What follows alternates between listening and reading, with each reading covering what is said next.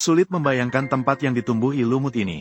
Adalah kota air Venesia yang ada dalam buku pelajaran SD kita. Museum ini dibangun 500 tahun yang lalu. Tangga masih berada di atas permukaan air. Namun kini, tidak hanya tangga yang terendam air sepanjang hari.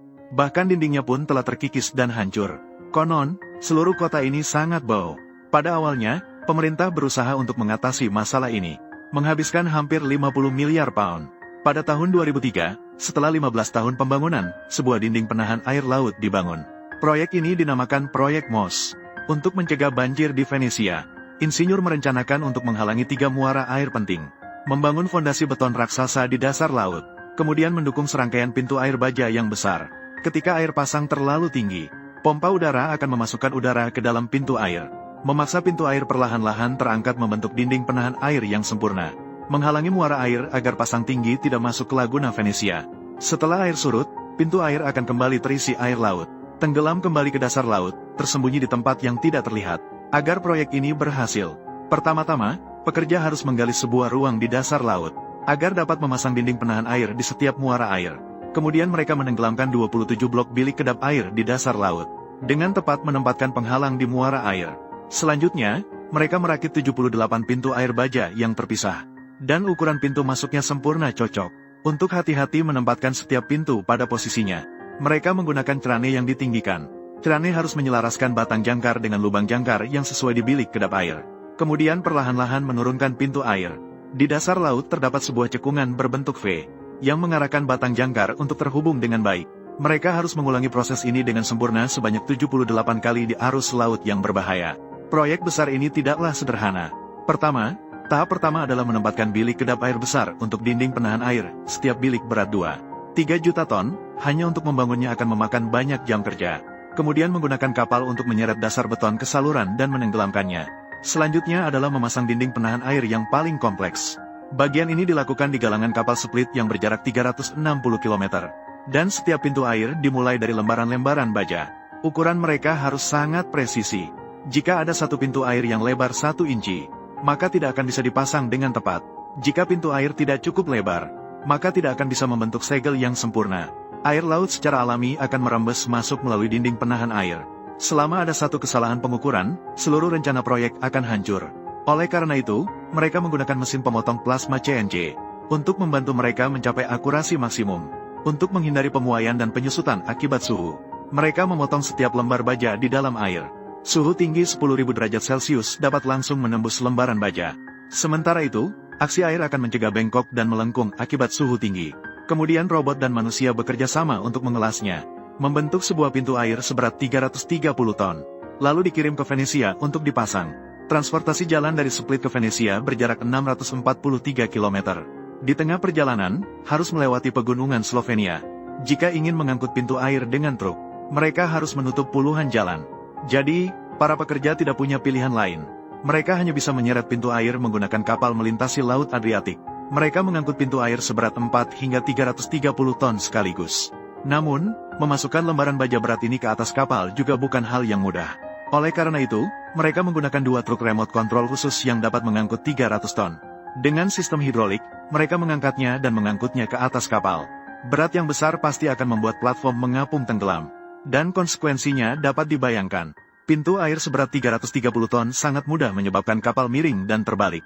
Oleh karena itu, mereka merencanakan untuk menggunakan sistem ruang balas yang cerdas di dalam kapal. Ketika pintu air tiba di kapal, tangki diisi penuh dengan air. Saat pintu air bergerak di sepanjang kapal, mereka harus secara akurat mengeluarkan jumlah air yang tepat untuk mengimbangi berat pintu air. Tim harus terus-menerus menyesuaikan air di setiap tangki. Jika ingin mempertahankan ketinggian kapal, waktu yang tepat harus dikuasai. Mereka mengeluarkan 400.000 liter air dari tangki. Ketinggian kapal baru bisa meningkat tepat waktu. Diperlukan 14 jam untuk memasang keempat pintu air di kapal. Sebagai langkah pencegahan, mereka mengelas pintu air ke dek. Setelah tiba di pelabuhan Venesia, krannya seberat 800 ton ini sudah menunggu cukup lama.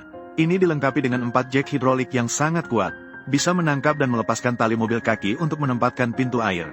Tapi di bawah air, setiap gerakan yang tidak terduga dapat merusak pintu air dengan serius.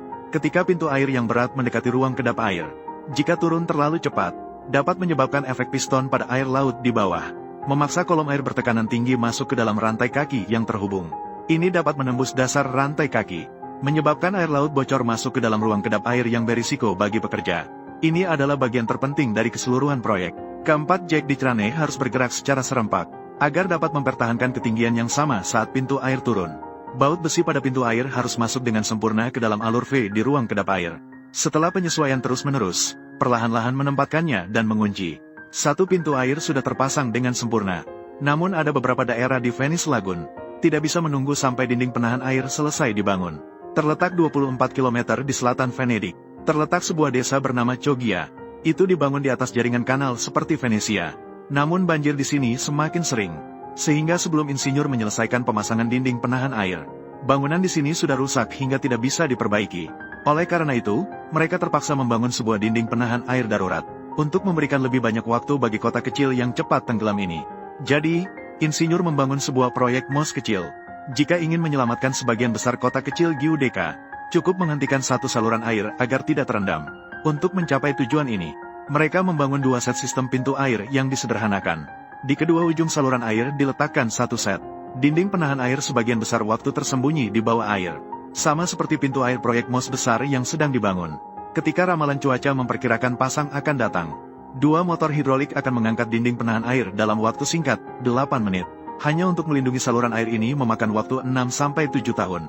Tetapi untuk menggunakan sistem ini untuk menghentikan setiap saluran berbahaya di seluruh Venesia, ini akan membutuhkan 200 proyek MOS kecil, karena ada terlalu banyak saluran air di sini. Jadi, metode ini tidak bisa diterapkan. Ini juga alasan mengapa mereka membutuhkan proyek penahan air yang lebih besar. Proyek MOS harus berhasil. Pelaksana tidak hanya harus menghentikan banjir, tetapi juga harus memprediksi kapan akan terjadi banjir. Ruang kontrol ini adalah inti dari jaringan dinding penahan air. Mereka di sini memutuskan kapan harus mengangkat pintu air pelindung. Data berasal dari anjungan lepas pantai ini. Ini terletak 16 km di luar Laguna Venesia. Alat di sini akan menyediakan informasi tentang tingkat air, data mengenai kecepatan angin, tekanan udara, dan tinggi gelombang. Dikirim kembali ke ruang kontrol Laguna Venesia.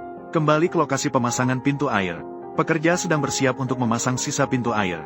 Pertama-tama, mereka harus memindahkan crane besar di atas area pemasangan pintu air berikutnya. Untuk mencapai tujuan ini, mereka harus mengemudikan kapal dengan hati-hati di bawah crane. Kemudian, mereka memasang jangkar baja di dasar laut untuk mengamankannya. Mereka menghubungkan dongkrak khusus ke crane, kemudian mengangkatnya, lalu menggerakkan kapal yang mengangkut crane ke posisi baru. Kemudian, dongkrak akan perlahan-lahan menurunkan crane ke dasar laut. Kemudian, kapal bisa pergi, agar crane dapat mengangkat pintu air berikutnya. Jika tidak ada yang tidak terduga, kemudian dipasang di dasar laut. Ada satu tantangan terakhir. Arus di Muara Malamocco terlalu kuat. Sangat mungkin akan mengangkat dan membawa pergi panel pintu air tahan air seberat 330 ton. Untuk mengamankannya dengan baik, tim kerja merencanakan untuk memasang batang jangkar khusus dari dalam bilik kedap air melewati engsel. Batang jangkar ini akan menembus langsung ke dalam engsel, kemudian diputar 90 derajat, lalu ditarik ke bawah dengan kekuatan lebih dari 300 ton. Jika berhasil, pintu air dapat terpasang dengan kokoh di bilik kedap air. Namun, dalam proses ini, setiap cacat dapat menyebabkan kebocoran pada cangkang. Pintu air tidak dapat terhubung dengan sumur di sebelahnya. Setelah 4 jam, pintu air terkunci dengan aman. Dinding penahan air dari Venesia ini sudah siap untuk beroperasi. Dikatakan bahwa sekarang dinding ini sudah berkarat. Apakah ada teman yang tahu apakah ini benar atau tidak? Jika Anda menyukai video seperti ini, beri tanda suka dan ikuti agar tidak tersesat.